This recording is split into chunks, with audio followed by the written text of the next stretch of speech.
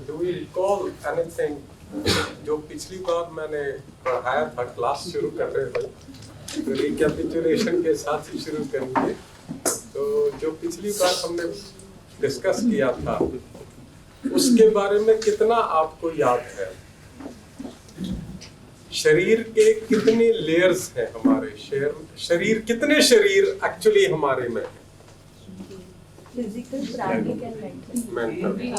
Physical को हम कहते हैं अन्नमय कोश, प्राणमय कोश, और मेंटल को कहते हैं मनोमय कोश। कोश मीन्स लेयर कह दो या शरीर कह दो। तो 3 शरीर हमारे अंदर है, और ये सारा जो तीनों शरीर जो है ये प्रकृति का भाग होते हैं। प्रकृति, कृति क्रिएशन, डाइवर्स, मीन्स डाइवर्स, जिसमें डाइवर्सिटी हो, डिफरेंटनेस हो। हर एक इंडिविजुअल, हर एक प्राणी जो है अपने में एक यूनिक क्रिएशन है, मगर इतनी भिन्नता होने के बावजूद ये सारी सृष्टि एक है, सारी सृष्टि एक है। इसीलिए वेदों ने कहा एकम सत्य जगत मिथ्या। एकम सत्य, सत्य जो है एक ही है, सिर्फ भगवान एक नहीं है, नर और नारायण एक, भगवान और मनुष्य भी एक ही है, सारा संसार। क्योंकि अगर आप कहते हो भगवान एक है और इंसान अलग है, तो इंसान बाहर से आया क्या? तो भगवान के बाहर तो कुछ नहीं है, खुदा के बाहर तो कुछ नहीं है, रियलिटी तो एक ही है। तो उसी में से निकला, उसी में से उपजा, तो वो उससे भिन्न कैसे हो सकता है? सब्सटेंस तो एक ही है, और स्पेस भी वही है। टाइम स्पेस क्रिएशन जो है, मैथमेटिक्स बताती है जीरो जो शून्य है वो एकम सत्य है। जो शून्य है, अगर स्पिरिचुअलिटी रिलीजन की लैंग्वेज आप यूज नहीं करना चाहते, मैथमेटिक्स की लैंग्वेज यूज करना चाहते हैं, जो शून्य है नंबर लाइन का, वही सत्य है। वो शून्य आपके लिए शून्य है, मगर वो अपने में परिपूर्ण है, संपूर्ण है, वो इनफाइनाइट है। क्योंकि मैथमेटिक्स भी कहती है शून्य जो है इनफाइनाइट है, उसका फेस वो हमें दिखता है शून्य। शून्य इसलिए क्योंकि वो बिना किसी एट्रीब्यूट्स के है, निर्गुण है, वो निर्गुण है, उसमें कोई एट्रीब्यूट नहीं है। एट्रीब्यूट कब पैदा होता है? जब नंबर लाइन जीरो में से अपने आप को एक्सटेंड करती है, स्पेस क्रिएट करती है। तो एक तरफ +1 आ जाता है, दूसरी तरफ -1 आ जाता है, दोनों का सम करो क्या आता है? 0। तो हमेशा सत्य एक ही रहता है, मगर उसकी परिभाषा, उसकी जो अभिव्यक्ति है वो अनंत है। डिफरेंटनेस, यूनिटी इन डाइवर्सिटी, ये सत्य है। तो ये जो अभिव्यक्ति है, हम अभिव्यक्ति का पाठ है। प्रभु जो है, खुदा जो है, अल्लाह कह दो, कुछ भी कह दो, उसकी हम सिर्फ अभिव्यक्ति हैं, उसकी एक एक्सप्रेशन है। हम एक्सप्रेशन है, और एक्सप्रेशन जो है वो उतना ही सत्य है जितना कि वो जो एक है, शून्य है, दोनों सत्य है, वो दोनों में रहता है हमेशा। इसलिए श्री कृष्ण अर्जुन को कहते हैं कि हे अर्जुन, मैं और तुम हमेशा इस सृष्टि में रहे हैं। प्रभु नर और नारायण हमेशा इस सृष्टि में रहे हैं। अंतर केवल इतना है, मुझे याद है, तुम भूल गए। याद का मतलब चैतन्य है, वो चैतन्य है, प्रभु हमेशा चैतन्य है, हमारी चेतना खत्म है। तो वेलबीइंग कब होती है? वेलबीइंग तब होती है जब आप चैतन्य बनो, जब आप कॉन्शियस बनो। तो कॉन्शियसनेस जब होगी तभी वेलबीइंग तो 3 भाग हमने कहे थे शरीर के, फिजिकल, या इसको अगर आप कहो तो अन्नमय कोश, या इसको स्थूल शरीर भी कहते हैं, फिर प्राणिक। प्रॉब्लम यह है कि अंग्रेजी भाषा में प्राणिक के लिए कोई शब्द नहीं है जिसमें इसको ट्रांसलेट किया जाए। एक शब्द यूज किया जाता है वाइटल, मुझे वो पसंद है क्योंकि वो उसका जो अर्थ है, उसका जो मीनिंग है, वो कम्युनिकेट नहीं कर पाता जो ये शब्द प्राण जो है कम्युनिकेट कर। वाइटल तो हम कहते थे this is vital statistics, this is vital fact. Vital बहुत जेनेरिक किस्म का एक शब्द है, उसमें वो शक्ति नहीं जो प्राण में है, तो प्राणिक है। और तीसरा आपका मनोमय या मेंटल, ये भी एक शब्द जो है मेंटल। फिजिकल जो विजिबल है, ये एक्शन के लिए बहुत जरूरी है। ये एक्शन के लिए जरूरी, जब एक्शन अल्टीमेटली, जब अल्लाह खुदा भगवान जब इस सृष्टि में एक्ट करना चाहता है तो वो खुद अलग से थोड़े इंडिविजुअल बन के आता है, वो हमारे थ्रू ही एक्शन करवाता है। तो उसको फिजिकलिटी चाहिए उस समय, तो वो फिजिकल फॉर्म हमारा अडॉप्ट करता है। ये जो है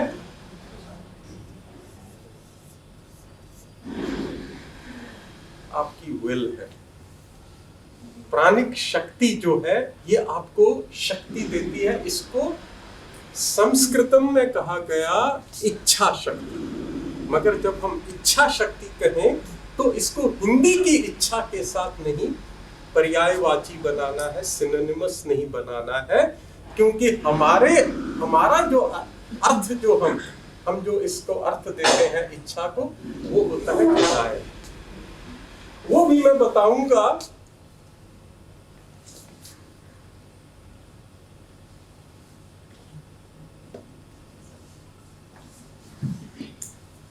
डिजायर को विल में कन्वर्ट करना है, डिजायर को विल में कन्वर्ट करना है। इच्छा शक्ति जो है वो विल पावर होती है, ये डिवाइन होती है। विल जो होती है ये डिवाइन होती है, ये अग्नि होती है, एनर्जी होती है अग्नि का। इसलिए ऋग्वेद में सारे हिम्स, मैक्सिमम हिम्स किसको एड्रेस्ड है? अग्नि। वो अग्नि फिजिकल नहीं है, वो अग्नि एक सिंबल है किसका? शक्ति का। शक्ति का रूप सूर्य है, शक्ति का रूप अग्नि, शक्ति का रूप प्राण है।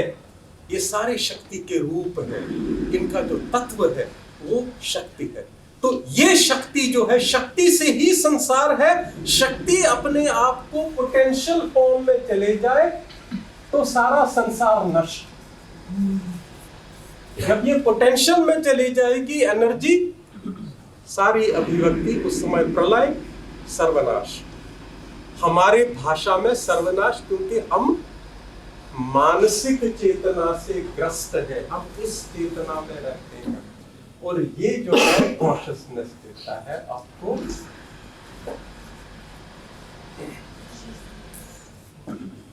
जब ये कॉन्शियस विल बन जाती है, जुड़ जाते हैं दोनों, कॉन्शियस विल, तब आप प्रभुत्व प्राप्त करते हैं, शिवत्व प्राप्त करते हैं आप। Then you are at the station, at the state of God. तो ये ट्रांसफॉर्मेशन कैसे होगा? ये ट्रांसफॉर्मेशन थ्रू वेलबीइंग होता है। Spirituality is not the path of giving pain to oneself. Spirituality is the path of bliss. Spirituality is the path of, is the science of conscious energy. Is the science of conscious energy. Conscious energy समझते हैं ना? चैतन्य शक्ति का ज्ञान है। चैतन्य शक्ति, यही हमारा सनातन धर्म कहता है कि चैतन्य शक्ति वो अगर आप उसके साथ उसको अपने अंदर भी है, वो बाहर भी है, हर तरफ व्याप्त है। शक्ति का कोई फॉर्म तो होता नहीं ना, लिमिटलेस है। तो वो अगर आप अपने उजागर कर लोगे, एक तो आप हमेशा ब्लिस में रहोगे, कॉन्शियस रहोगे, कॉन्शियस एनर्जी होगी आप में,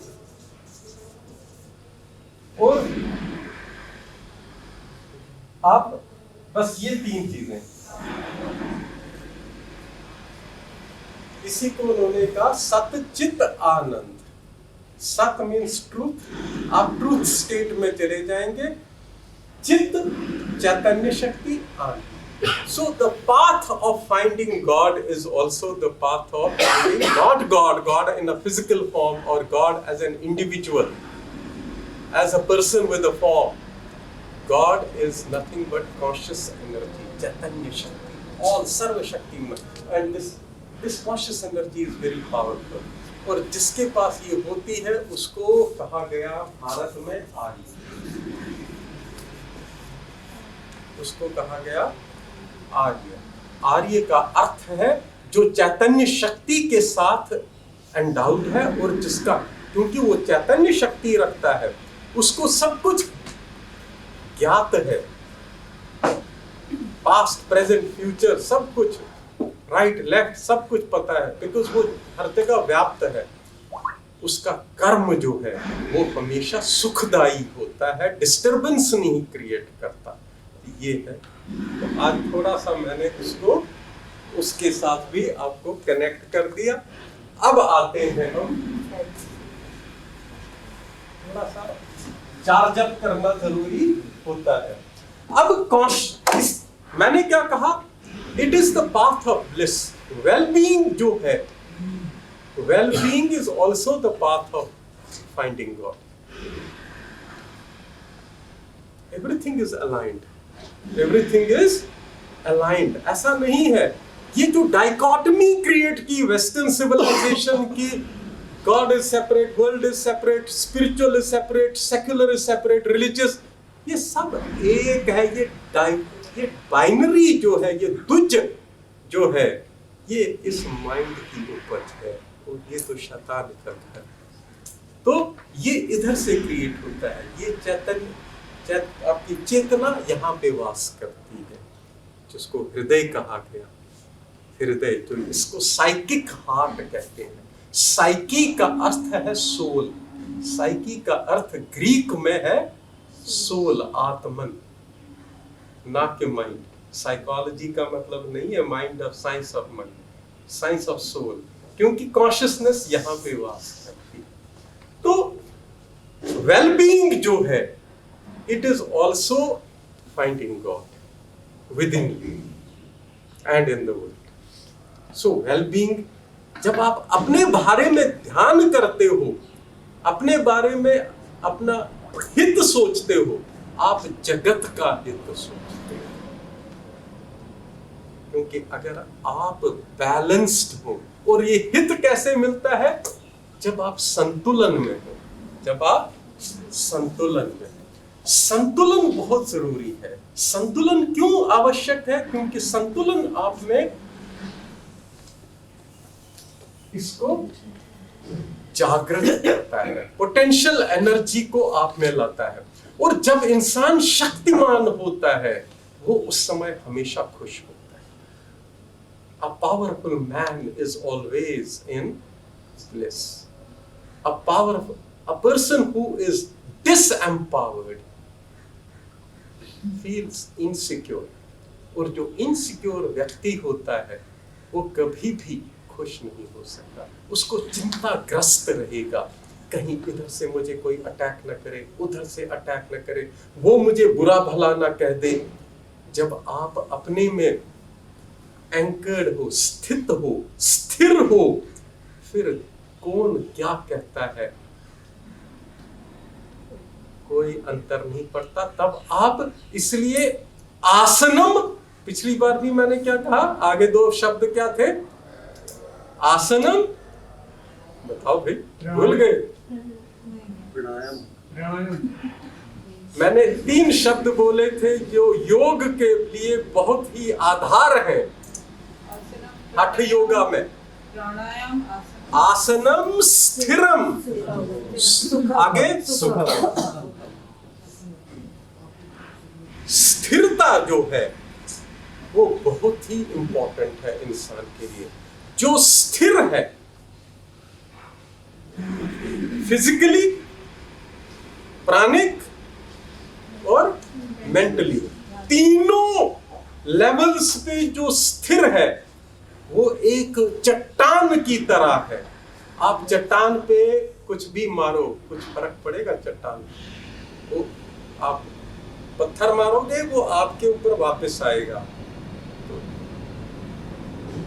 एक स्थिर व्यक्ति वैसा ही होता है। जब कोई उसको गाली देता है, कुछ भी बुरा भला कहता है, कोई जादू टोना करता है, अगर वो भी मान लेते हैं, जो भी कोई नेगेटिव एनर्जीज, नेगेटिव पावर्स उसके ऊपर अटैक मारता है, शब्दों से, विचारों से, भावनाओं से उसके ऊपर चोट करता है, तो वो क्या होता है उस चोट को? जैसे वो बॉल आप दीवार पे मारते हो तो क्या होती है? वापस आती है। इसलिए beware of the strength of a peaceful man. जो पीस में व्यक्ति हो उससे हमेशा डरो। उसकी शक्ति वो दिखावा नहीं करता, शक्ति का फुंफकारता नहीं वो शांत इंसान जो है सबसे पावरफुल इंसान इस शक्ति पर। और जहां उसमें थोड़ी सी कंपन आ गई तो फिर तो और सर्वनाश, क्योंकि उसकी जो शक्ति, पोटेंशियल एनर्जी वो रिलीज करेगा, काइनेसिस उसका करेगा, उसको छोड़ेगा, तो जो वो रिबाउंड करेगा वो उसको एम्पलीफाई कर देगा, तो वो वापस जाती। इसलिए तांत्रिकों की मौत बहुत खतरनाक है।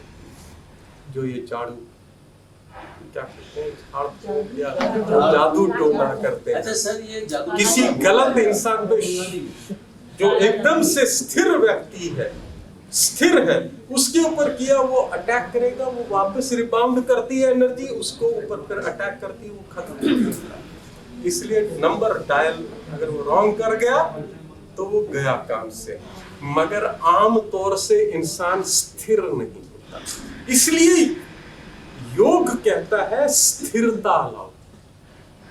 हठ योग से वो एक्सरसाइज नहीं है ऐसे ऐसे उड़ते फिरते जाओ और मेटाबॉलिक एक्टिविटी बढ़ाओ और वो करो। आप फिजिकलिटी पे एम्फेसिस दे रहे हो टू द एक्सक्लूशन ऑफ प्राणा। इन तीनों को साथ लेके चलोगे तो सुखी रहोगे। सो आसनम स्थिरम सुखम, क्योंकि फिर चेतना भी जागृत होगी और ब्लिस जागृत होगा। और जब ब्लिस जागृत होता है, आप यहाँ पे देखोगे कि आपके अंदर, हर किसी के अंदर एक अमृत का कलश है। सभी क्या अमृत कलश है, और आपके यहाँ से अमृत की धारा बहेगी, आनंद की धारा बहेगी। और मैं जब धारा कह रहा हूं, मैं फिजिकल सिंबल नहीं यूज कर रहा, मैं सत्य कह रहा हूं। लिटरली धारा बहेगी, जिसको संज्ञा दी पुराणों ने गंगा। गंगा फिजिकल है, मगर उसका एक प्राणिक रूप भी है जो आपके इधर वास करती है। आपका जो ये है, ये शीत हो जाएगा, सब 0 टेम्परेचर हो जाएगा, और यहां से आनंद की सरिता का प्रवाह होगा। ये मैं आपको अपने अनुभव के आधार पे बता रहा हूं, मैं फेक नहीं रहा। इसीलिए हर इंसान जो है शिव है, हर व्यक्ति शिव है। तो ये सब कैसे प्राप्त होता है? इसलिए अपना ध्यान रखना। इसलिए ओशो कहते हैं कि वो स्वार्थी है, ये स्वार्थी है। कहते हैं, मैं तो कहते, वो कहते हैं, मैं तो कहता हूं कोई स्वार्थी नहीं। अगर स्वार्थ का अर्थ पता होता तो ये जगत तो आनंदमयी हो जाता। अगर हर कोई स्वार्थी बन जाए, क्यों? स्वार्थ का अर्थ क्या है? स्व का अर्थ। जिसने अपने स्व का अर्थ समझ लिया वो स्वार्थी। हम स्वार्थी नहीं, हम अंधे हैं। हम लालची वगैरह नहीं, लालच तो बाई प्रोडक्ट है। हम अंधे हैं। हम इसलिए ऋग्वेद कहता है असतो मां सद्गमया तमसो मां ज्योतिर्गमया। हम अंधेरे में घूम रहे हैं सब, तो वो जागृत कैसे होगी? चेतना भी आपकी चेतना। जब आप वेलबींग की बात करते हो तो आप अपनी चेतना की भी बात करते हो, आनंद की बात करते हो, पावर की बात करते हो, विल पावर। आपकी विल जो आपके अंदर इच्छा जागृत होगी वो हो जाएगा, वो हो जाएगा। सिर्फ एक इच्छा, क्योंकि वो सत्य है। तो अब इसको कैसे हम अलाइन करें और इनको स्थिरता कैसे प्रदान करें? और स्थिरता सिर्फ मैंने लास्ट टाइम भी कहा था, बैलेंस सिर्फ रेस्ट की स्टेट में नहीं बल्कि एक्शन की स्टेट में भी लाना है। इसलिए योग उसके लिए एक कड़ी है, हठ योग। तो रेस्ट और मोशन दोनों स्टेट्स में हमने संतुलन लाना है। वो कैसे होगा? हठ योग को अभी नहीं छेड़ते, अब हम फूड पे आते हैं। क्योंकि जो खाना हम खाते हैं वो दो चीजों पे असर डालता है। एक आपके शरीर पे, स्थूल शरीर पे, फिजिकल बॉडी पे, दूसरा आपके प्राण पे। और ये प्राइमरी हो गए और ये सेकेंडरी हो गए। अल्टीमेटली इंपैक्ट पड़ता है माइंड पे, आपके विचारों पे, आपकी चेतना के ऊपर। विचार और चेतना, विचार जो है सेकेंडरी होते हैं, चेतना प्राइमरी होती है। अब ये मैं कभी बाद में बताऊंगा इन दोनों के बीच में क्या अंतर है। अब आ जाएं तो जब हम शक्ति कहां से, शक्ति मैंने कहा दो प्रकार से है। एक शक्ति तो जो आपके अंदर है, विद्यमान है, मगर वो पोटेंशियल फॉर्म में है। जैसे एटम के अंदर न्यूक्लियस में एनर्जी होती है, जब आप उसको बम्बार्ड करते हो इलेक्ट्रॉन्स के साथ और उसको फिशन क्रिएट करते हो तब उसकी एनर्जी लिबरेट होती है। मगर आम तौर से आप वो नहीं कर पाते। तो आप कहां से शक्ति लेते हो? आप क्योंकि शरीर में हो, फिजिकल में हो, तो आपको फिजिकल रूप में ही शक्ति का ग्रहण करना पड़ता है। और फिजिकल रूप में शरीर जो शक्ति है उसका ग्रहण कैसे करते हो? In the form of food, food के रूप में, आहार के रूप में। तो अब आहार किस लिए, कैसा होना चाहिए? आहार वैसा होना चाहिए जैसा कि मेरे शरीर की कॉन्स्टिट्यूशन है। तो अब आ जाते हैं फूड।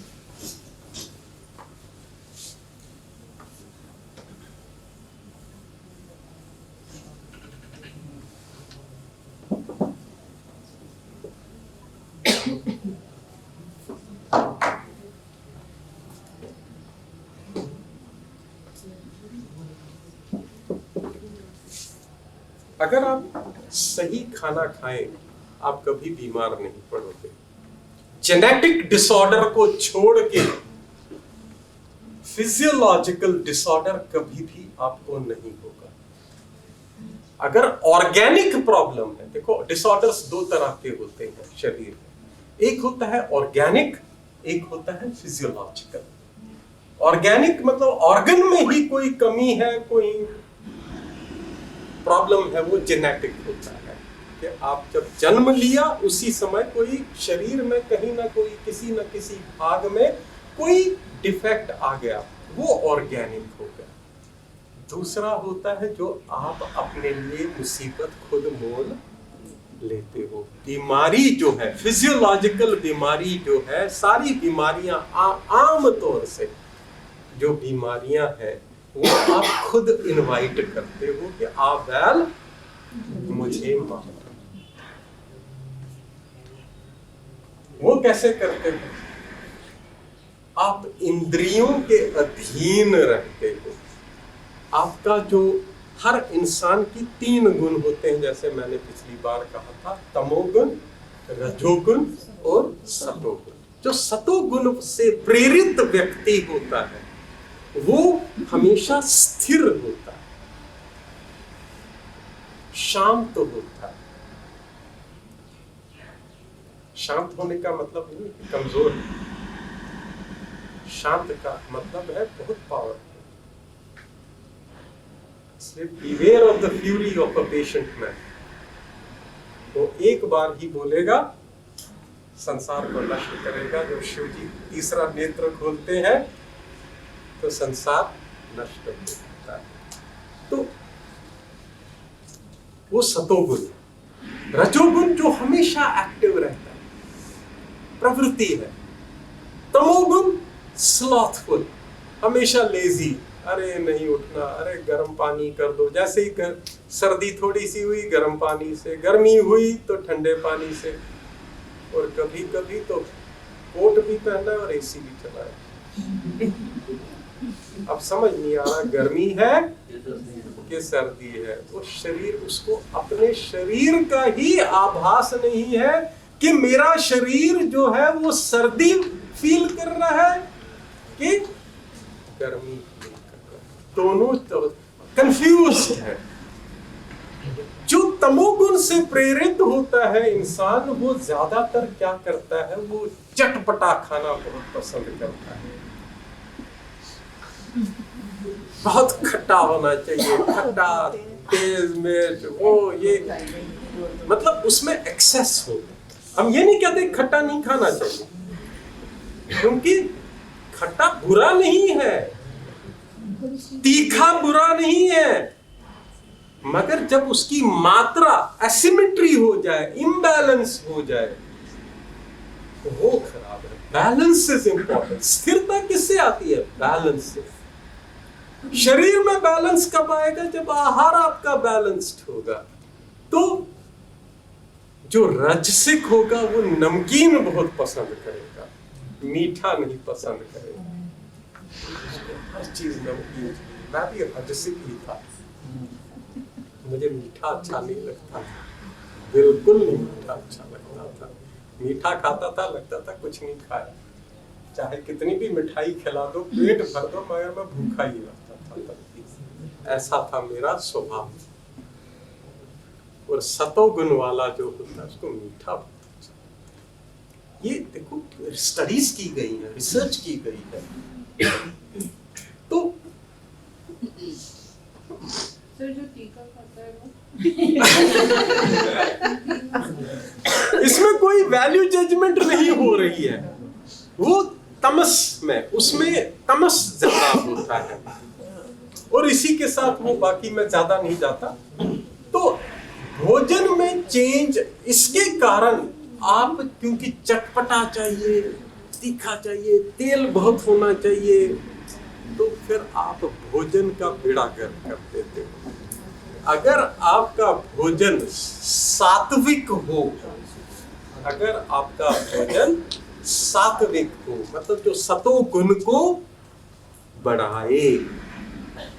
रजोगुण भी जरूरी है, उसमें रजोगुण के एलिमेंट भी होंगे, तमोगुण के भी होंगे, मगर सत्वा जो है वो भारी होगा, डोमिनेंट होगा। तो उससे क्या होगा, आपका जो शरीर है, अंदर से जो प्राणिक शरीर है, वो बैलेंस में आने लगेगा। और आपके विचार भी बैलेंस में आने लगेंगे। आप कंफ्यूज नहीं रहोगे, स्ट्रेस में नहीं रहोगे, एंजाइटी नहीं रहेगी, फैटीग नहीं होगा। कहते हैं थके यार, थोड़ा सा चल लिए 3 किलोमीटर, बस सांस चढ़ गया, अब मैं नहीं चल सकता, थक गया यार, थोड़ा सा सुस्ता लें। ये सारा जो है आपके आहार भी इसको निर्धारित करता है। अब इससे पहले कि मैं भोजन के ऊपर आ जाऊं डायरेक्टली, आपको डाइजेस्टिव सिस्टम का थोड़ा सा ज्ञान दे दूं। जो इंसान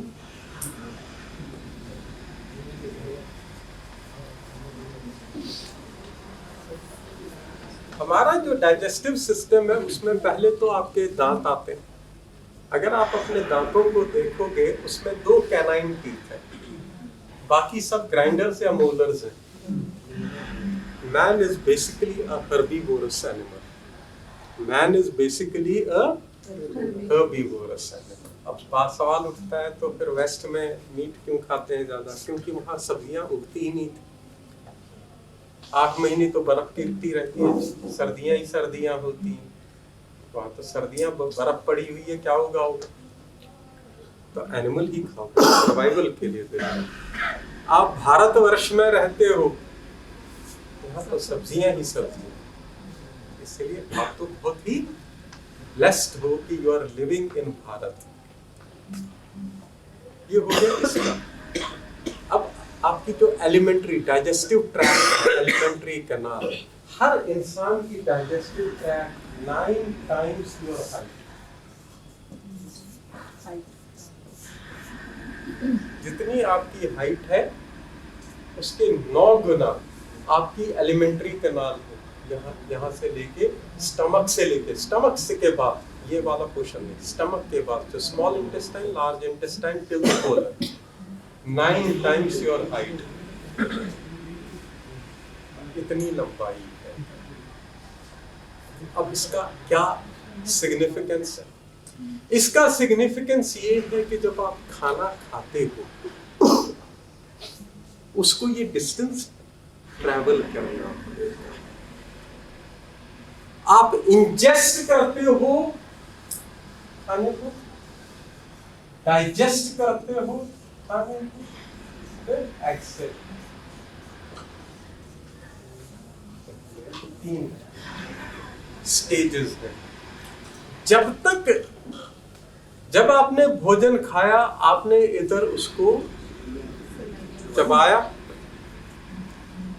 सलाइवा उसके साथ मिक्स हुआ, फिर वो गया नीचे स्टमक में, वहाँ जूसेस, एंजाइम्स वगैरह उसके ऊपर एक्ट करती हैं, वहां से निकला तो गया इंटेस्टाइन्स में। इंटेस्टाइन्स में जब वो जाता है, डाइजेस्ट होने के बाद वो ब्रेकअप हो जाता है, स्टमक में वो ब्रेकअप होता है, ठीक है, उसको वो कर देते हैं। फिर वो जब इंटेस्टाइन्स में जाता है, वहां पे विलाई है। इंटेस्टाइन के अंदर अगर उसका क्रॉस सेक्शन ले आपके इंटेस्टाइन का, उसके अंदर विलाई है, फिंगर लाइक स्ट्रक्चर। ये जो विलाई हैं, ये एब्सॉर्ब करते हैं न्यूट्रिएंट्स को।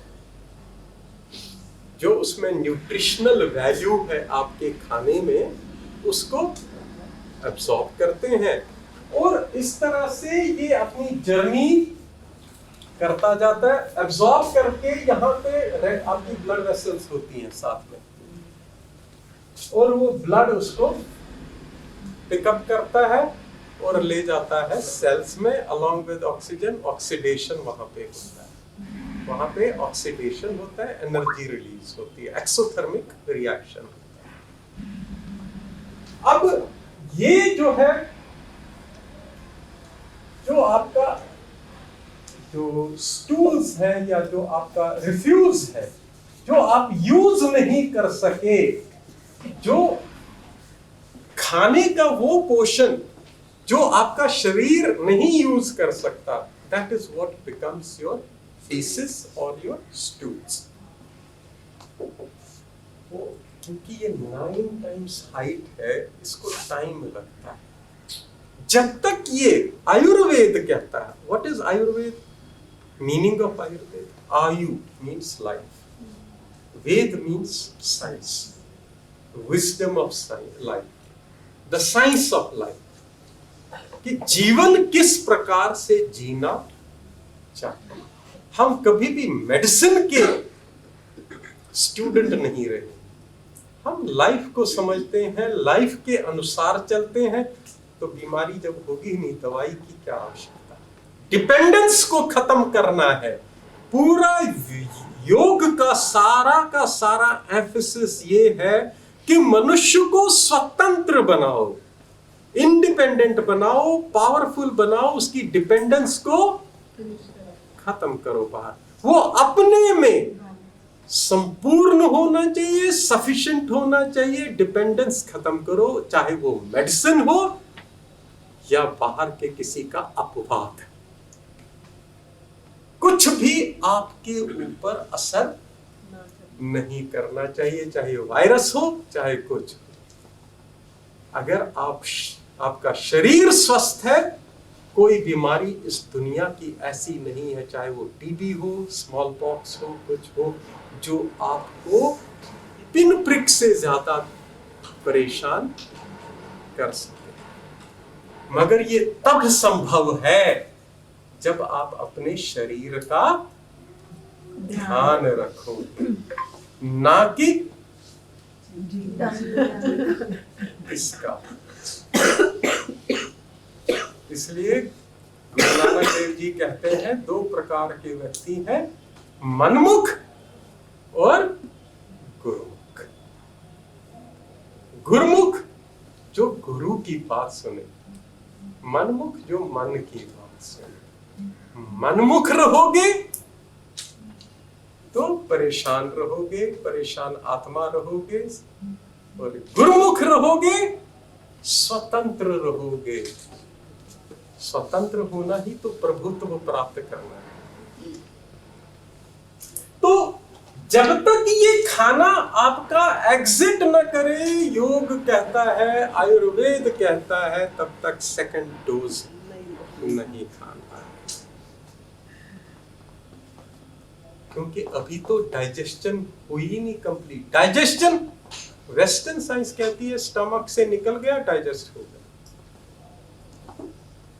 स्मॉल इंटेस्टाइन, लार्ज इंटेस्टाइन को भूल जाओ। ये बोरी है ना, कैरी करता रहेगा, गोदाम है। स्टमक से निकल गया, आपको इधर खालीपन सा महसूस होता है। ऊपर से जो आप खाना खाते हो, उसका बेड़ागर का आपने पहले किया होता है जब खाना पकाते हो, ठीक प्रकार से पकाया नहीं होता। तो जब स्टमक में वो उसका ब्रेकिंग अप होता है और इंटेस्टाइन्स में जाता है, उसमें न्यूट्रिशनल वैल्यू ऑलमोस्ट 0 होता है। जब आप खाना खाते हो तो स्टमक खाली हुआ, शरीर को कुछ मिला नहीं, इधर से खालीपन सा महसूस हुआ, तो आप छटपटाते हो, भूख लग गई, तो 3 घंटे के बाद अब कुछ और खाया। तो आप अपने सिस्टम के साथ जितनी ज्यादती हो सकती है उतनी ज्यादती करते हो, इसीलिए सबके पेट निकले हो। शिवा को देखो, शिवा की मूर्ति देखी है कभी? उसका पेट छोटा होता है, कमर भी छोटी होती है, सीना चौड़ा होता है। वो था आइडियल जो आयुर्वेद आपको देता है। अब खानों की किस्मों पे आ जाओ। जो फ्रूट होता है,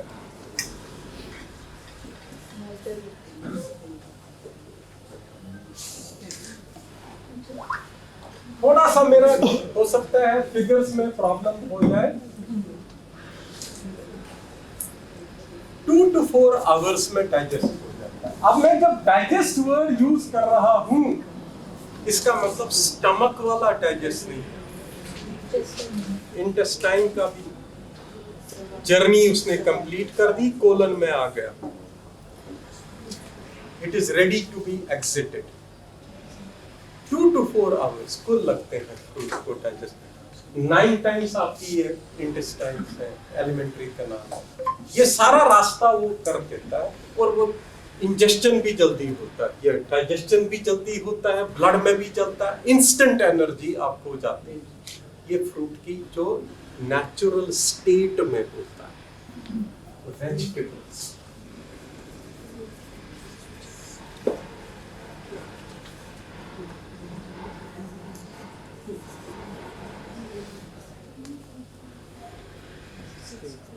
six to 8 hours। Raw vegetable, raw अभी ना रुक जाइए।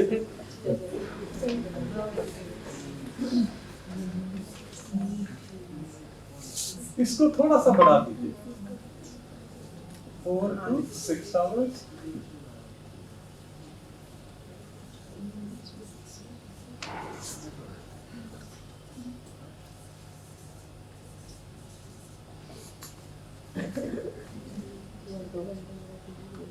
सोलह से 18 घंटे, 16 से 18 घंटे मीट को लगते हैं डाइजेस्ट होने में और सारी प्रक्रिया पूर्ण होने में। जो आप बैठे हैं, आप ये साइंस बता रहा हूं, इसमें कोई भी स्यूडो साइंस नहीं है। ये साइंस है, प्रक्रिया है। अब जिसने मीट खाया 2 बजे या 3 बजे, 2 बजे खा लिया, फिर 8 बजे फिर से खा लिया, तो बढ़ते जा रहे हो, एग्जिट कुछ कर ही नहीं रहा है।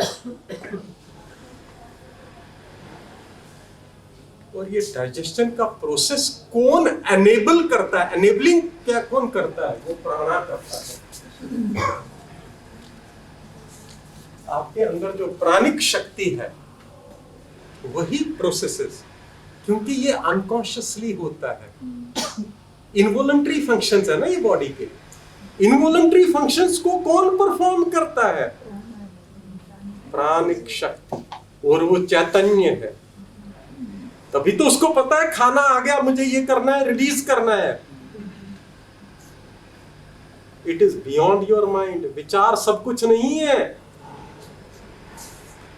आपको जो रेगुलेट, आपको यही नहीं पता कि आपकी इनवॉलंटरी फंक्शंस को कौन रन कर रहा है। वो आपकी प्राणिक शक्ति कर रही है।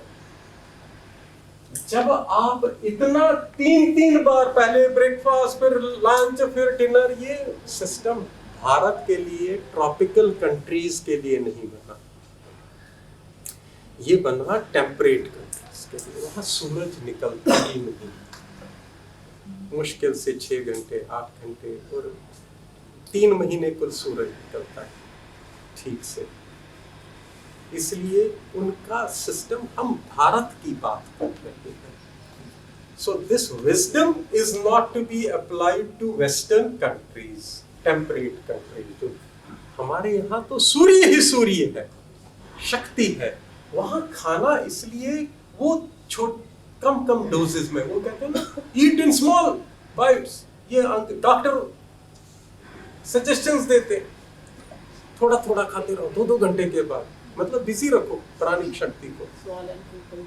हाँ, ये वेस्टर्न साइंस को उन्होंने ग्राफ्ट कर दिया। ग्राफ्टिंग कहते हैं बॉटनी में इसको।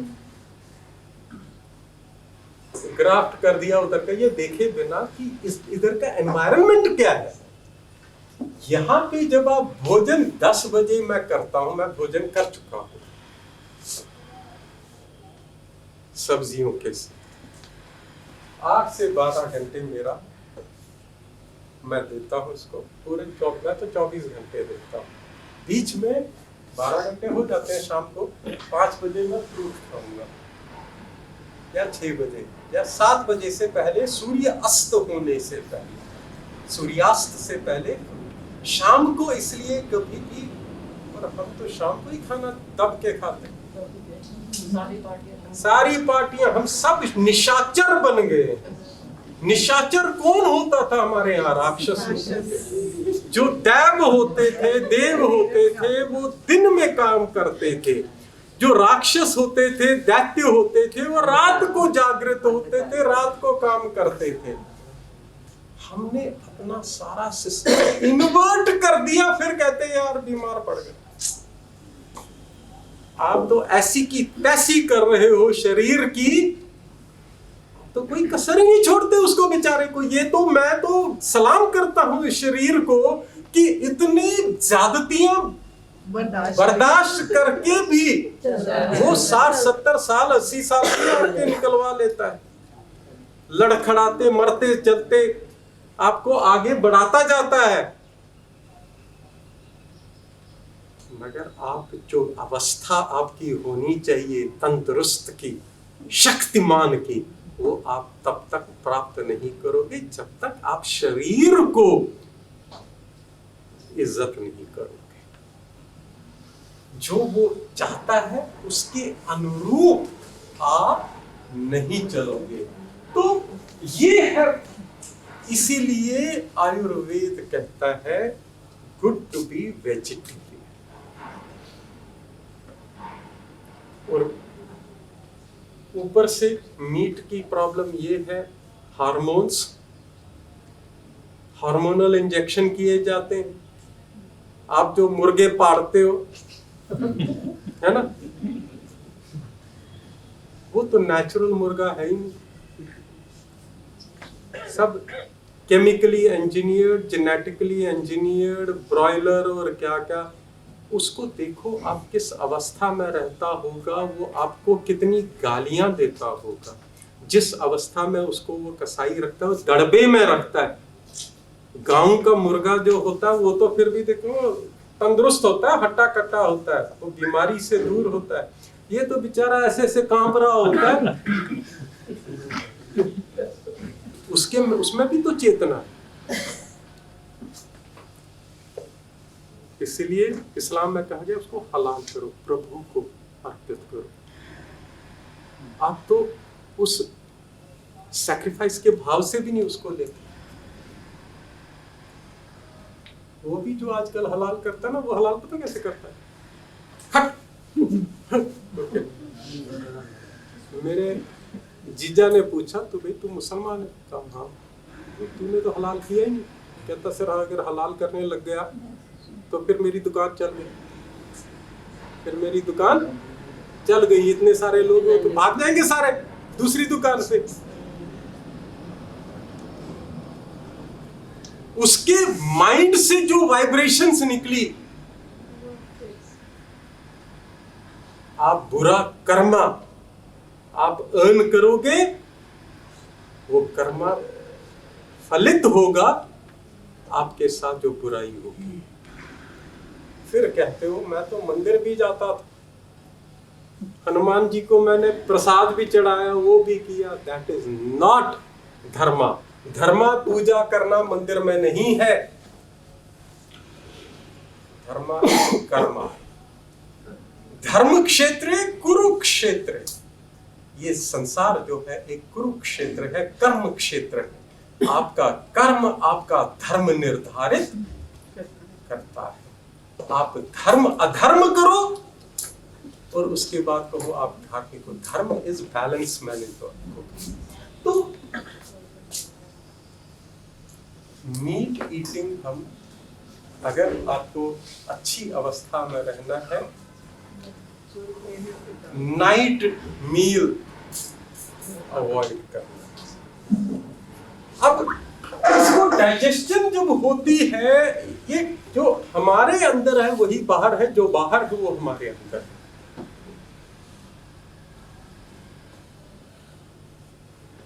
मैथमेटिकली बता, हर नंबर दिखने में फाइनाइट है मगर इनफाइनाइट। हर नंबर, क्योंकि 0 और 2 के बीच में, 0 और 1, 0 और 2, 0 और 3 के बीच में कितने नंबर हैं? इनफाइनाइट नंबर्स हैं। ये हमने 1, 2, 3 जो किया है, ये तो हमने अपनी कन्वीनियंस के लिए किया।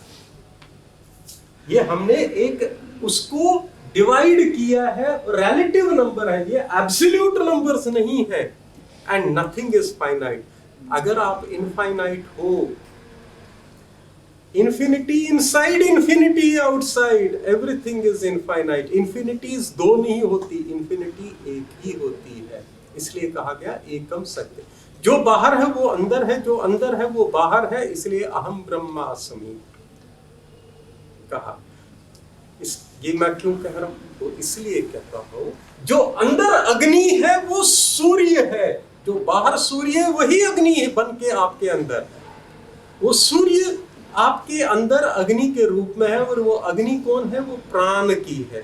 प्राण और अपान जब वो दो टोंग्स हैं इस तरह से स्ट्राइक करते हैं, उसमें से निकलती है जठराग्नि, अग्नि निकलती है जो आपके खाने को डाइजेस्ट करती है। और इसका एक साइकिल है। वो साइकिल क्या है? जब सूर्य चढ़ता है अग्नि इधर प्रज्वलित होती है आपके अंदर, और जब सूर्य अस्त होता है तो वो भी बुझ जाती है। और आप खाना कब खा रहे? बुझने के। मतलब ये वैसी ही बात हुई, गैस ऑफ कर दी, खाना ऊपर रख दिया, अब खाना पकड़ा। आपने गैस बुझा के खाना पका रहे हैं, गैस बुझा के खाना पकेगा क्या? नहीं पकेगा। तो फिर आप ये कैसे सोच रहे हो कि जो आपने 8 बजे 9 बजे खाना दब के खाया, पार्टीज में कबाब खाए, वो खाए, ये खाए, वो पच जाएंगे। तो वो क्या हो रहा है? वो ऐसे का ऐसा थोड़ा बहुत जबरदस्ती इसमें थोड़ा बहुत निकला, वो कभी इसलिए टॉक्सिन्स, ये जो खाना अपचा रहता है। अब ये इसके कारण क्या प्रॉब्लम्स पैदा होती हैं? जो खाना आप पचा नहीं सके और अपचा रहा, या जो अभी पचा नहीं ऊपर से दूसरा भी डोज लग गया, फिर तीसरा आ गया। पहले ब्रेकफास्ट, और ब्रेकफास्ट पहले क्या थे? वो ब्रेक द फास्ट लाइट। हम लोग की कर देने ऐसी पराठे, गोभी के पराठे, पनीर के पराठे, फिर 2-2 3-3 घ्यो भी पा दे होते झला के, तो लंच की तरह हो गया। पराठे खाए, फिर 1 बजे फिर भूख लग जाती है, अब लंच ब्रेक। फिर बीच में स्नैक भी होता है यार, चलो समोसे खाइए, है, जलेबी भी खा ली, 4-5 बार खाओगे तो आप तो बेड़ा गर्क कर रहे हो अपने डाइजेस्टिव सिस्टम का। और आप सोचते हो कि इससे मेरी एनर्जी एक्सेस से नहीं होती, इन द राइट क्वांटिटी। आपकी प्राणिक शक्ति सुबह से लेके, प्राणिक शक्ति का एक ही काम नहीं है कि आपके खाने को पचाना। अब आपने प्राणिक शक्ति को अपनी मेड बना दिया,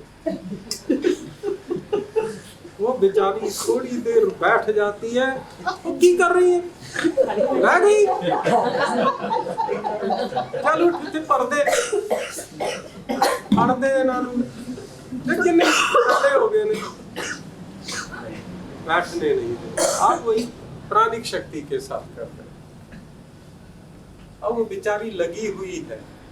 एंड बाय द वे, प्राणिक शक्ति के बहुत और काम है।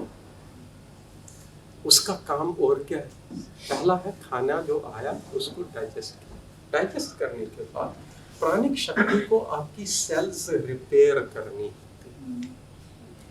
आपकी सेल्स रिपेयर करनी होती है, जहां पे कहीं कुछ प्रॉब्लम हो गई है उसको ठीक करना है। That is the self repairing mechanism हम कहते हैं। और डॉक्टर बड़े सीना चौड़ा करके कहते हैं body has self repairing capability.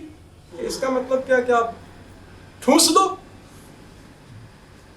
फेंकते जाओ, वो सेल्फ रिपेयरिंग कैपेबिलिटी है। That the earth also has self repairing capability.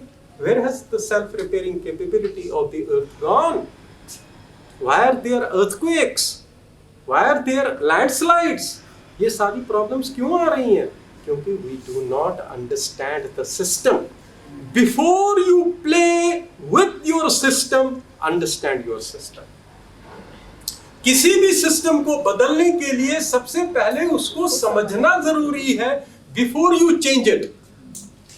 उसका बेसिक स्वभाव, इसी को स्वभाव कहा जाता है, उसका स्वभाव समझो।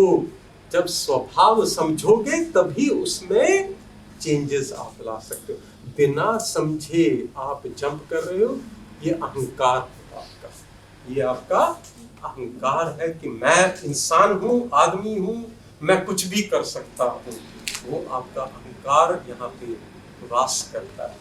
तो प्राणिक शक्ति को अगर आपने भोजन सवेरे किया 10 बजे, जब आपकी प्राण शक्ति और अग्नि, जठराग्नि जागृत हो गई, उठ रही है, वो उसको टाइम मिलेगा, आराम से शाम तक वो उसको डाइजेस्ट करेगी, और प्राणिक शक्ति ने इधर काम कर दिया, फिर वो लग जाएगी बाकी काम, उसको आपने फ्री कर दिया। तो वो आप में फिर दूसरा काम है, ये जो खाना आपके अंदर गया, ये स्थूल रूप में गया, ग्रोस फॉर्म में गया, इसको रिफाइंड होना है, इसको प्राण बनना है। एक्चुअली इसको क्या बनना है? प्राण, क्योंकि सेल्स में जाता है, ऑक्सीडेशन होती है, ऑक्सीडेशन जब होता है उसमें फिर से उसमें से निकलता है, कुछ रिफ्यूज निकलता है, जो पर्स्पिरेशन वगैरह, फिर उसको ब्लड सेल्स लेकर आती हैं वापस, जो आपकी किडनीज, और उस तरह से निकलता है। तो ये साइकिल है। और जो शक्ति, फिर जो हीट निकली उसमें से, क्योंकि जब ये केमिकल रिएक्शन होता है, ये एक्सोथर्मिक केमिकल रिएक्शन होता है ऑक्सीडेशन का, इसमें एनर्जी रिलीज, आपने पढ़ा होगा केमिस्ट्री में, एंडोथर्मिक या एक्सोथर्मिक। ये एक्सोथर्मिक होता है जिसमें एनर्जी रिलीज होती है। तो जब वो खाने को ऑक्सीडाइज करता है, उसमें से हीट एनर्जी निकलती है। ये हीट एनर्जी जो है, एक होती है फिजिकल एनर्जी, मटेरियल एनर्जी, जैसे ये बिजली है, ये मटेरियल एनर्जी। एक है प्राणिक शक्ति, वो सटल एनर्जी। कश्मीर में एक फकीर हुआ करते थे, वो नंगी तार बिजली की टीन के ऊपर, टीन के नीचे रखते थे, टीन पे बैठते थे। टीन तो कंडक्टर है, उनको कुछ नहीं होता था। सूफी थे, कुछ नहीं होता था। वो कैसे नहीं होता था? क्योंकि अंदर उनकी जो प्राणिक शक्ति, वो उससे ज्यादा पावरफुल है। कोई और इंसान बैठ के दिखाता, करंट लग जाएगा, खत्म हो जाएगा। उनके अंदर अग्नि थी, जागृत थी वे। तो प्राणिक, इस हीट एनर्जी को, फिजिकल हीट एनर्जी को किसमें कन्वर्ट करना है? प्राणिक एनर्जी में। फिजिकल हीट जल्दी डिसिपेट हो जाती है। डिसिपेट क्या मतलब? वो फिजिकल एक्शन में जल्दी खर्च हो जाती है। उसको कंजर्व करने के लिए उसको कन्वर्ट करना होता है इनटू प्राणिक एनर्जी। वो प्राण ही करता है। इसलिए जब आप खाना, मैंने कहा था लास्ट टाइम, प्राणाय स्वाहा, अपानाय स्वाहा, व्यानाय स्वाहा, समानाय स्वाहा, उड़ानाय स्वाहा, ये 5 किस्म की प्राणिक शक्तियां हैं। 5 डिफरेंट फंक्शंस हैं। एक ऊपर को जाती है, एक नीचे को जाती है, एक ऐसे जाती है, एक बैलेंस करती है, एक एग्जिट करती है, जो हेल्प करती है in the movement of bowels, जो आप करते हो बोल मूवमेंट। ये सारे आपके शरीर को जो इनवॉलंटरी फंक्शंस है, उनको ये 5 प्राणिक शक्तियां निर्धारित, कंट्रोल करती है। तो ये है फूड का नॉलेज। अब ये ध्यान में रखते हुए अब हम आ जाते हैं टाइप्स ऑफ फूड पे। कितना टाइम हो गया? ज्यादा तो नहीं हो गया? मुझे लगता है फूड तो खत्म कर ही देना चाहिए, आप क्यों नहीं? तो सीरियल्स में कितना टाइम लगता है? हाँ, वो भूल गया मैं। यही तो गड़बड़ हो गई, जो छूट गया ना, तभी मैंने ठीक लिखा था पहले। फ्रूट 2 to 4 ही है, वेजिटेबल्स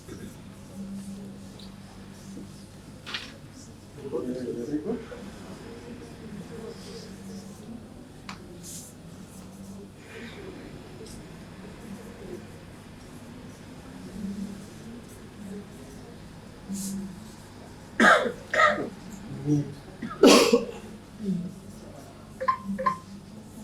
ये sorry, I had missed out cereals. ये आपने अच्छा मुझे हेल्प किया। सीरियल्स और आपकी दालें। इसीलिए आप जब फास्ट करते होते, कहा जाता है अन्न नहीं खाना, मगर आप उनके भी गुरु निकले। उसकी फॉर्म चेंज कर आप उपाय निकालते हैं ना, पंडित जी के पास किस लिए जाते हैं? पंडित जी इसका कोई उपाय तो होगा। पंडित जी के पास हर चीज का उपाय होता है, क्योंकि उन्होंने पैसे कमाने हैं, पैसे मिलेंगे ना। तो उपाय इसका भी आपने ढूंढ लिया फास्ट को करने का। साबूदाना तो चलो ठीक है, गुट्टू का आटा, और फिर उसको फ्राई कर दो। पूरी पूरी चटकारे लेके खाली आती है फास्ट। फास्ट क्या करते हो आप? उस दिन ज्यादा खाते हो।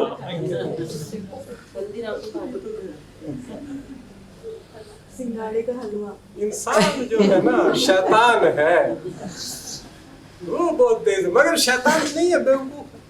फास्टिंग का मतलब तो ये कि बेड़ा गर्क अपना ही कर रहा है, किसी और का थोड़ा नुकसान कर रहे हो आप, नुकसान अपना ही कर रहे हो।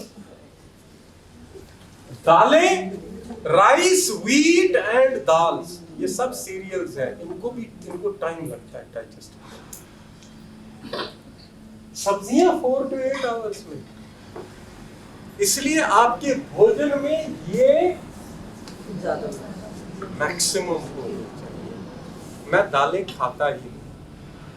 किसी ने मुझे कहा प्रोटीन कम हो जाएगा। प्रोटीन अब मुझे चाहिए बुढ़ापे में, प्रोटीन चाहिए होते हैं यंग एज में, जब मसल बिल्डिंग होती है। अब तो मेंटेनेंस के लिए चाहिए। और जो वो मीट खा के आप प्रोटीन ले रहे हो, उस शीप को कहां से प्रोटीन मिले? उसने भी तो वेजिटेबल्स ही खाया कि उसने मीट खाया था? उसने प्रोटीन सिंथेसाइज किए, आपने उससे लिए, तो मैं डायरेक्टली वही ले रहा हूं जो वो खा रहा है, तो मुझे क्यों नहीं प्रोटीन मिलेगा? अंतर ये है, जो प्लांट बेस्ड प्रोटीन्स होते हैं उसमें आप 70% वेस्ट होता है, 30% आप डाइजेस्ट करते हो। मीट बेस्ड प्रोटीन जो होता है उसमें 70% आप डाइजेस्ट करते हो, 30% जाता है। अब आ जाते हैं टाइप्स ऑफ। अब सबसे पहले यही आ जाते हैं, क्योंकि इनका प्रश्न एक और था कि ये रॉ लेने हैं कि fruit always raw, but please don't drink juices. आप कहोगे ये तो रियल जूस है, इस पे रियल लिखा है। जो जूता भी खरीदते हैं ना, मैंने जब पहली बार लेदर शू खरीदा उसमें देखा जेन्युइन लेदर। जेन्युइन लेदर कह रहा है, ये तो सही में लेदर होगा। बाद में मैंने इंटरनेट में देखा genuine leather is not genuine. Genuine leather is not genuine leather. Marketers है ना, बिजनेस वाला वाट लगा देता है, शब्दों की भी वाट लगा देता है। तो इसलिए real juice is not real juice, it is सिर्फ नाम रियल। हम मास कम्युनिकेशन पढ़ाता हूँ तो मैं उनको कहता हूँ हम कहते हैं standardisation of messages. Standardization of messages is not standardization of messages but substandardization of messages, because it takes the lowest common multiple. It does not deal with individuation of the individuals constituting the mass. ये problems, इसलिए commercial world का लिंगो उससे बच के रहो। Fruit best है evening, शाम को, क्योंकि उसके बाद आपको खाना नहीं चाहिए। जब सूर्य अस्त हो गया किसी भी हालत में, और अगर एक बार आप कुक्ड मील सिर्फ खाएं, only one cooked meal, rest should be fruit. आपकी प्राणिक शक्ति को कम एक्सर्शन करनी पड़ेगी, वो शक्ति वो और कामों पे लगाएगी और आप में ऊर्जा का संचार होगा। अब खाना कैसे पकाए? और वेजिटेबल्स प्रेफर कीजिए कुक्ड मील में। सीरियल्स अगर आपने खाने हैं तो कम खाइए, सवेरे खाइए। और कॉम्बिनेशंस, पहले कॉम्बिनेशंस की ही बात कर लेता हूं,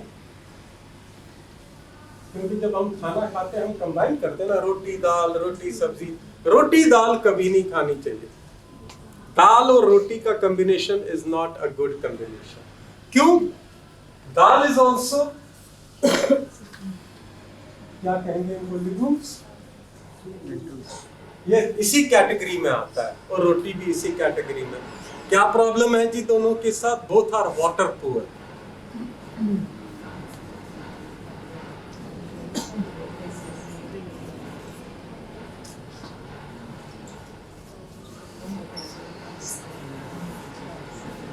We should always eat food which is water rich.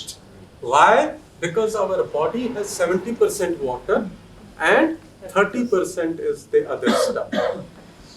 तो खाना भी आपका ऐसा होना चाहिए, जूसी होना चाहिए। इसलिए जितना उसमें जूसी हो, इसका मतलब ग्रेवी नहीं, प्याज पूज अच्छे से तड़का मार के लो जी जूसी सरने का आता है, जूसी बना दिया। तो ये चीजें नहीं करनी है। वाटर रिच आप खाना खाओगे तो अच्छा रहेगा, क्योंकि बॉडी को चाहिए वो वाटर जो लॉस हुआ उसको रिप्लेनिश करना है ना। 70-30 का बैलेंस मुझे शरीर में रखना है, वाटर एंड नॉन वाटर का। तो वो कैसे रखूंगा मैं? जब तक मैं जो खा रहा हूं उसमें भी वही प्रपोर्शन हो। तो इसलिए अगर मैं रोटी खा रहा हूं तो उसके साथ वेजिटेबल्स, वेजीज और क्वांटिटी, यानी रोटियां 10 खाई और सब्जी छोटी सी कटोरी। 70-30, ये 70%, ये 30%। इसका मतलब रोटियां कट तो सब्जियां वाट। ठीक है, सब्जियां ज्यादा, रोटियां कम। और अगर रोटी ज्यादा बढ़ानी है तो सब्जी उसके प्रोपोर्शन में बढ़ानी है। तो ये प्रोपोर्शन हमेशा मेंटेन करना है। और अगर दाल भी खानी है, ठीक है, मन करता है, तो वो इसी के प्रोपोर्शन में 30% में ही एडजस्ट करना है उसको, रोटी और दाल को। सब्जी को कॉम्प्रोमाइज नहीं करना है, क्योंकि सब्जी वाटर रिच होती है। ये हो गया कॉम्बिनेशन। मगर सवाल अब उठता है कुकिंग का। मैंने कह दिया सब्जियां खानी है, कल को आप कहोगे सर मैंने वैसे ही किया था जैसे आपने कहा था, असर तो कुछ नहीं हुआ। क्यों? आपने उसके तड़के मार दिए, फ्राई कर दिया, मिर्च डाल दी। तो कुकिंग प्रेपरेशन क्या होनी चाहिए?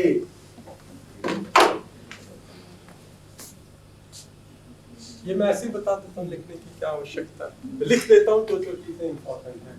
वेजिटेबल्स जो है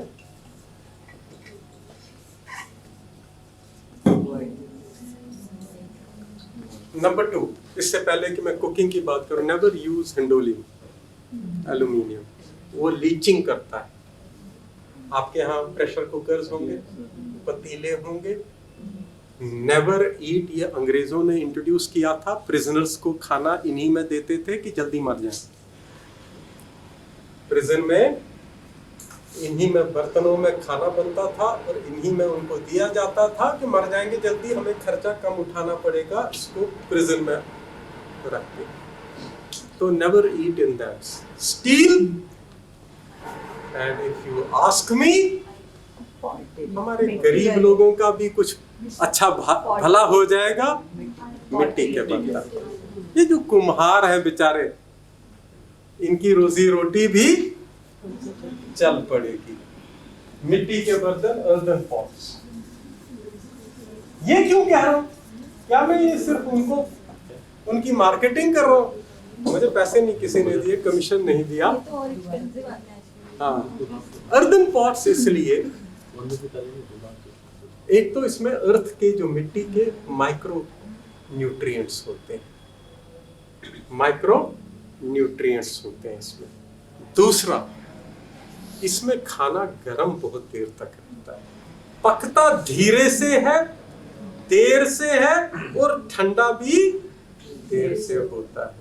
तो ये खाना सबसे अच्छी तरह से पकता है। जो झट पकाओगे तो खत्म। हाँ, pressure cooker is not a good thing actually.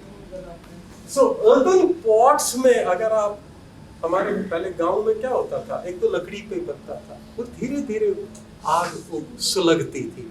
आजकल गैस होती है, सीधा वो भम आ जाता है, ब्लास्ट पहले ही हो जाता है, सब्जी को जला देता है, न्यूट्रिएंट्स को जला। इसलिए लो हीट पे पकाना है पहले। मिट्टी का बर्तन रखोगे, आजकल कुम्हार भी भूल गया है कि बर्तन कैसे बनाने चाहिए, उनके बर्तन भी जल्दी टूट जाते हैं।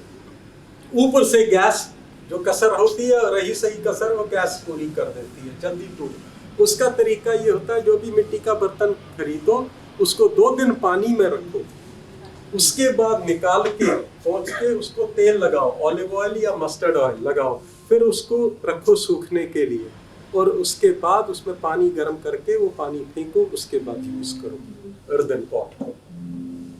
और अर्दन पॉट में स्टार्ट विद लो सिम से शुरू करो, उसके बाद मीडियम पे जाओ, जब वो, ताकि वो हीट अप हो जाए, लेयर थिक होता है ना, तो हीट अप धीरे धीरे हो गया, हीट जब यूनिफॉर्मली डिस्ट्रीब्यूट हो गई, फिजिक्स में पढ़ा होगा आपने, जब यूनिफॉर्मली डिस्ट्रीब्यूट हो गई, उसके बाद वो सब्जी भी पकने लगती है, उसकी खुशबू, उसका जो टेस्ट है वो अलग ही किस्म का होगा। तो अर्दन पॉट्स में पकाओ, और पहले वेजीज को बॉईल, और वेजीज को बॉईल करने से पहले एटलीस्ट 2 घंटे 3 घंटे पानी में सोक करके रखना है। पानी में क्यों? पानी जीवन है, पानी जीवन है। आपको जीवन चाहिए, आपको जिंदगी चाहिए सब्जियों से, खाने से। अगर वो पहले ही मर गया, खाना ही मरा हुआ है, तो आपको क्या जीवन देगा? इसलिए पहले लोग गांव में रहते थे, सब्जी उस खेत से, उस सब्जी बाग से, उसी बगीचे से उसी समय तोड़ते थे और पकाते थे। आजकल पता नहीं 2-2 दिन 3-3 दिन की कटी होती है, फिर फ्रिज में रहती है, उसके वैसे ही सत्यानाश हो गया होता है।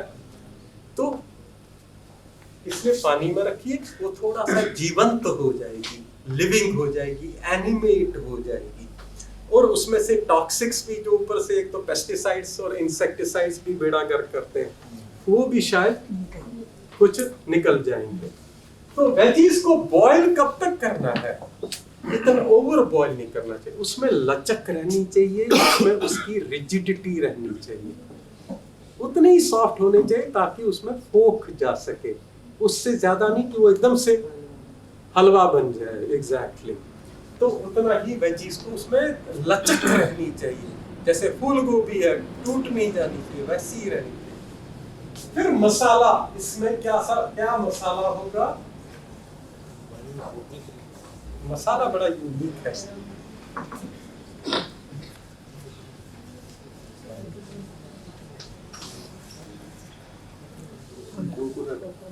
फ्रेश कोकोनट, ग्रीन तो रहने दो आप, जो भूरा कोकोनट नहीं मिलता, उसकी गिरी, कोकोनट का कर्नल,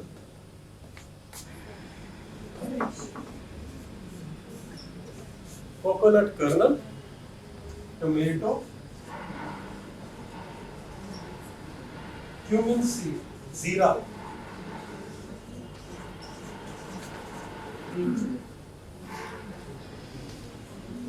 हल्दी, टर्मरिक, मगर पाउडर वाली नहीं, कच्ची हल्दी, अदरक, कच्ची, शॉर्ट नहीं, कोई भी पाउडर नहीं यूज करना।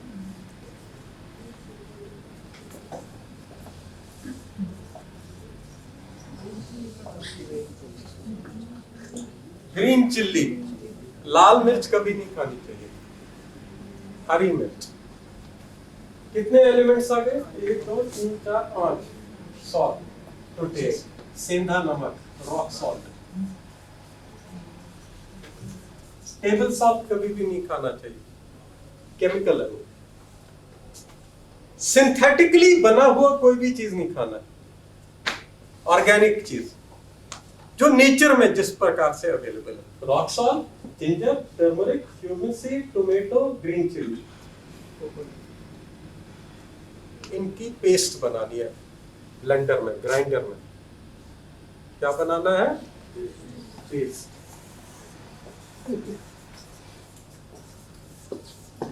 Including coconut. हाँ हाँ, कोकोनट उसको अच्छे से कर दो। हाई ग्रेड ब्लेंडर चाहिए होगा इसके लिए। सब्जी उबल गई, ऊपर से ये डाल दो। उसके बाद 2 मिनट के लिए उसको सिम पे रखो, 2-3 मिनट के लिए। गैस को ऑफ कर दो। मिट्टी का बर्तन है, वो उबलता रहेगा और नीचे से आग नहीं, आग के टच में ज्यादा ये नहीं आनी चाहिए। ये हर्ब्स हैं, ये क्या है? इनको हीट चाहिए, फायर नहीं चाहिए। इनको हीट चाहिए, वार्मथ चाहिए, अग्नि नहीं चाहिए। अग्नि नष्ट करती है हर्ब्स की पावर को। तो ये दवाई बन गई आपकी। ये औषधि है, भोजन भी और औषधि भी।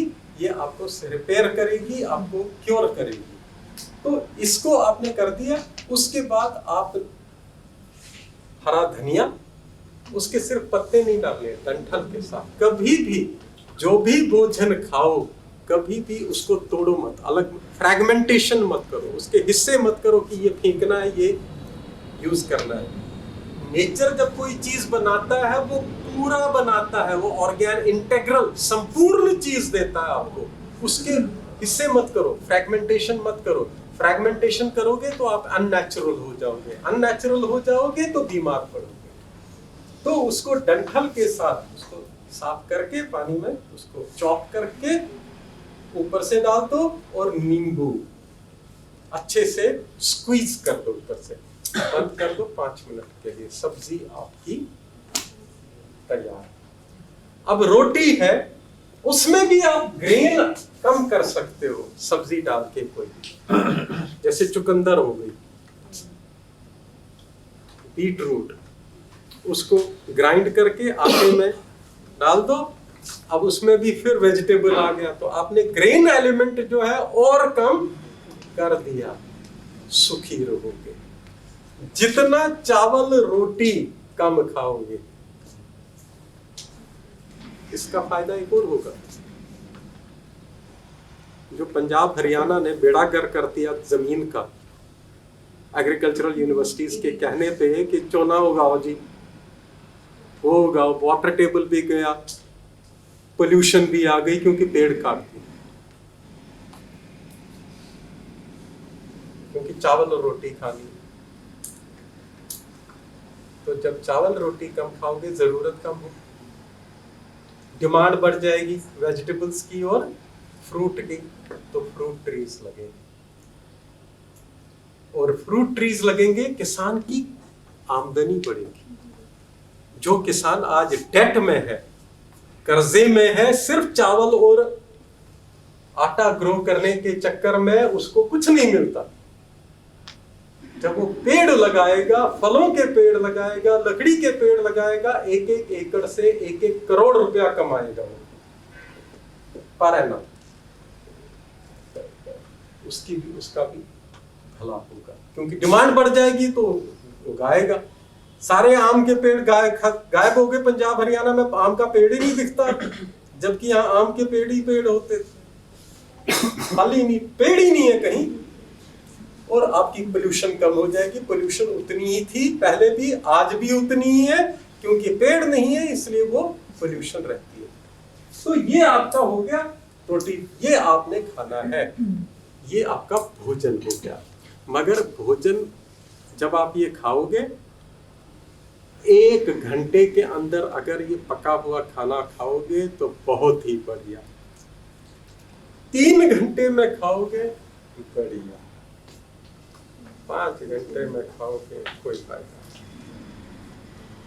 खाना मैक्सिमम 3 घंटे से ज्यादा लेट नहीं खाना चाहिए, और खाने को कभी रीहीट नहीं करना चाहिए, क्योंकि अग्नि के ऊपर आप लाओगे ये सब तत्व खत्म हो जाएंगे। Reheating of food is not good. Within 3 hours खाना।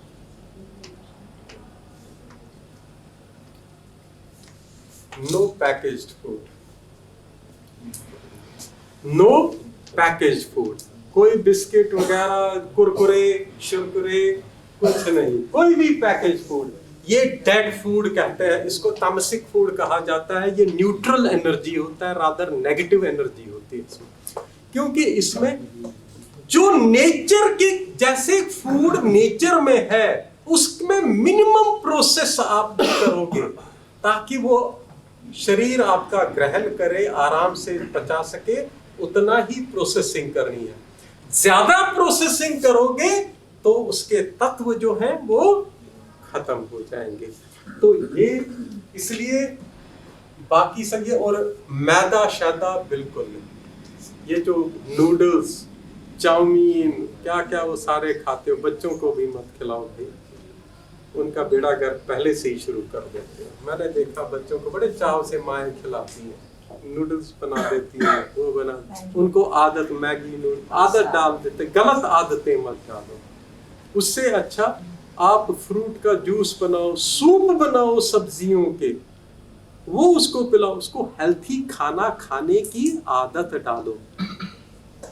इनकी दुकानें बंद होंगी मल्टीनेशनल्स की, और हमारे किसानों की, फ्रूट ग्रोअर्स की, उनकी दुकानें चल पड़ेंगी।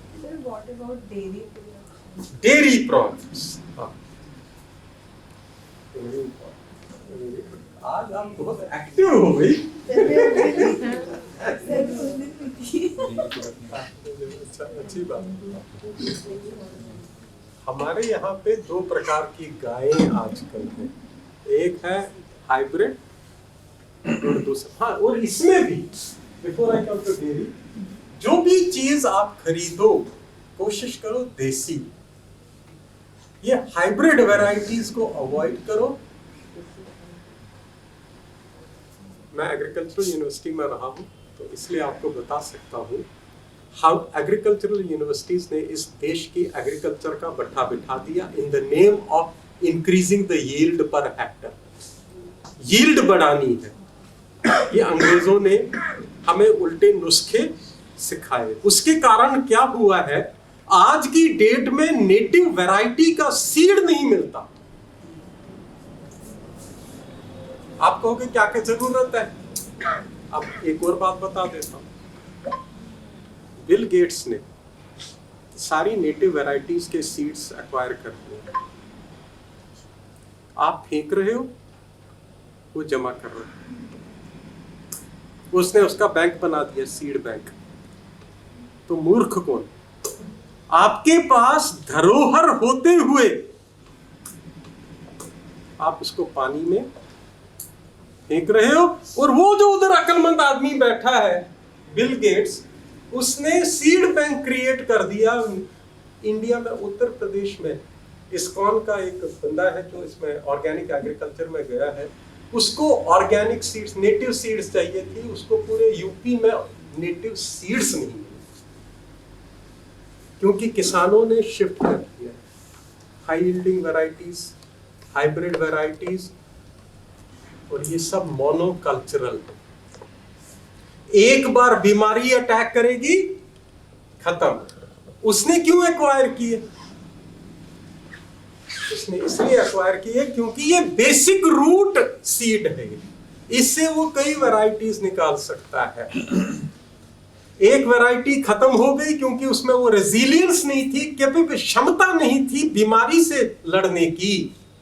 जो नेचर पैदा करता है उसमें क्षमता होती है, रेजिलियंस होती है टू फाइट डिजीज। आपने उसको डंप कर दिया। अब किसान को कहते हैं कि भाई तू क्यों करता है? कहता जी इसका भाव नहीं मिलता, दाम नहीं मिलता। अरे मूर्ख, इसको एज ऑर्गेनिक बेच। जैसे ही आप उसको लेबल कर दोगे कि ये ऑर्गेनिक सीड है, ऑर्गेनिक वैरायटी है, आप 10 गुना दाम उसका लोगे। आप घी लेते हो, कितने का लेते हो किलो, लीटर? मैं 2800 A2 आपकी बात नहीं कर रहा, मैं जो नॉर्मल घी कितने का मिलता है? 550, 600, 700। जो A2 है वो 2800 रुपए लीटर मिलता है घी। 1800 का भी मिलता है, 1400 अभी, मगर कीमत है कि नहीं?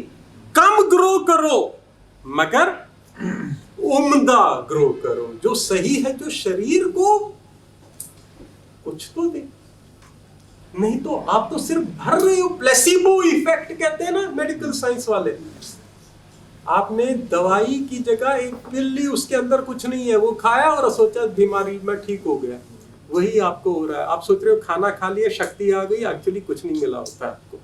इसीलिए आप 3 घंटे के बाद फिर खाना ढूंढते हो, 2 घंटे के बाद फिर भूख लगती है, क्योंकि उसमें न्यूट्रिएंट्स ही नहीं है। एक तो उसमें नहीं है, दूसरा जो पकाने की विधि है आपकी वो भी गलत है। तो इसलिए आपके जब शरीर को कुछ लगा ही नहीं तो आप तो बार बार खाओगे ना। तो स्टमक का खाली होना इसका मतलब ये नहीं कि आप भूखे हो। स्टमक जितना खाली रहे उतना अच्छा,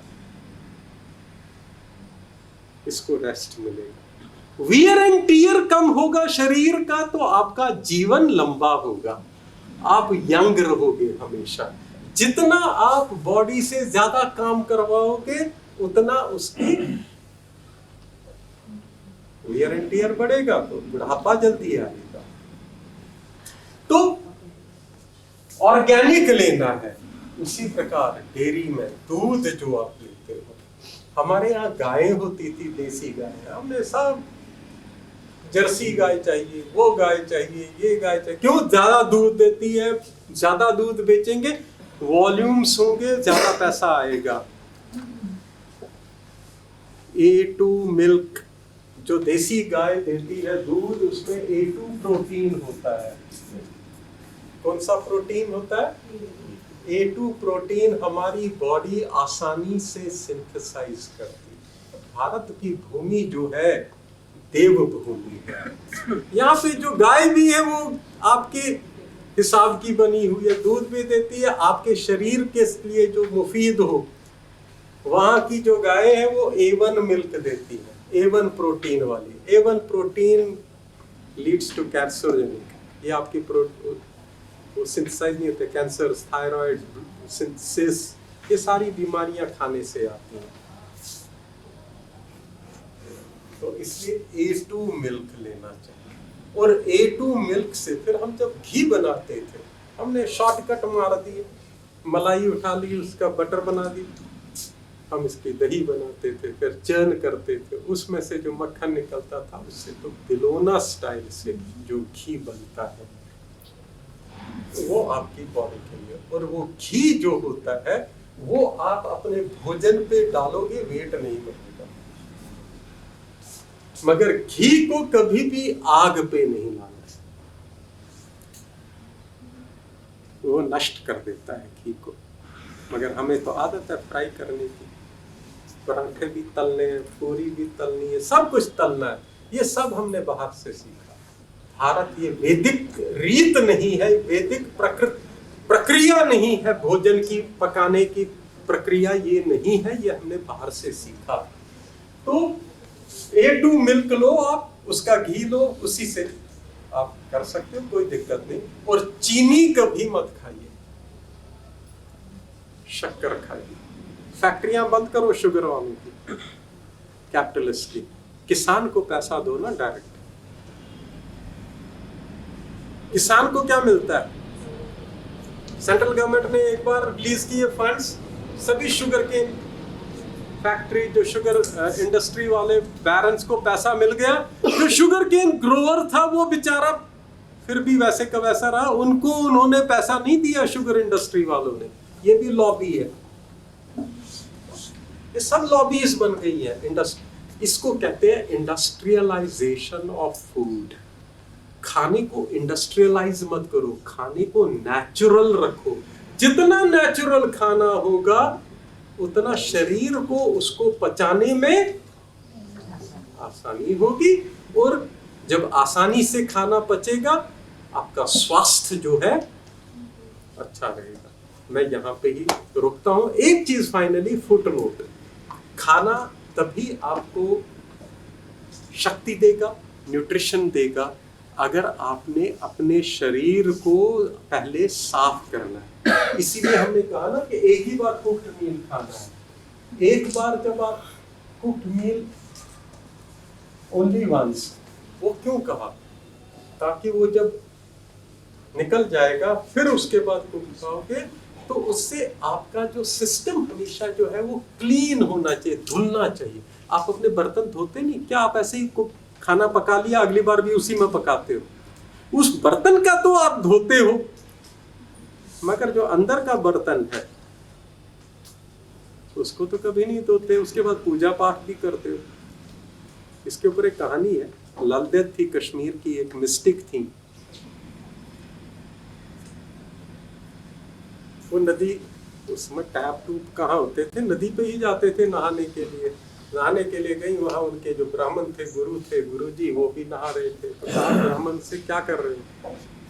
क्या? मैं नहा रहा हूँ, क्योंकि मांझ रहा था बहुत मिट्टी के साथ ऐसे ऐसे। तो उसने कहा क्या कर रहे हो भाई? मैं साफ कर रहा हूँ, पूजा पाठ करने जाना। अच्छा। उसने क्या किया, उसने अपने मटके को एक जगह ले गया, वहां जो कूड़ा करकट पड़ा था वो सारा मटके के अंदर डाल दिया और आके उसको मांजने लग गई बाहर से। तो उसने कहा, अरे कश्मीरी में कहा, मजे क्या है छक्कर। मच मीन्स पगलेट कहते हैं ना पंजाबी में। पगलेट, पगलेट औरत क्या कर रही है? क्योंकि वो ऐसे ही समझाती थी लोगों को।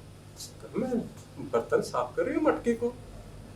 क्या मूर्ख, अंदर कूड़ा डाला है तूने, बाहर से इसको साफ कर रही है, तो तू क्या कर रहा है? उसने क्या कहा, तो तू क्या कर रहा है गुरुजी?